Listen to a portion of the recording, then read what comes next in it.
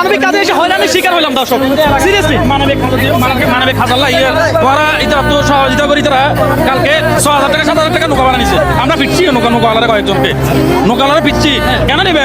বিভিন্ন দূর থেকে আসছে, তারা সহযোগিতা তারা এলাকা দিবে না। এরকম হইলে কি কোনো দুর্যোগে কোনো মানবিক কাজ যারা করে তারা কি যাবে? ভাই আমি আপনাদেরকে রিকোয়েস্ট করছিলাম কিনা, তাহলে আপনারা নিয়ে যান নাই কেন? আমরা ত্রাণ নিয়ে আসছি, প্রত্যন্ত এলাকা ক্ষতিগ্রস্ত মানুষদের পাশে দাঁড়াতে আপনাদের এলাকায় আসে, আপনারা আমাদেরকে হেল্প করলেন না। 1 ঘন্টার একটা সফরে নিয়ে গেলেন, সফর ঘুরে আবার চলে আসলেন। আরে ভাই এই নৌকার ভাড়া কত নিছে? হ্যাঁ 9,000 টাকা। 9,000 টাকা নিছে ভাই, 9,000 টাকা। আমরা জানি না, আমরা বুঝি না, এই কারণে আপনারা আমাদেরকে এভাবে করবেন। আশ্চর্য।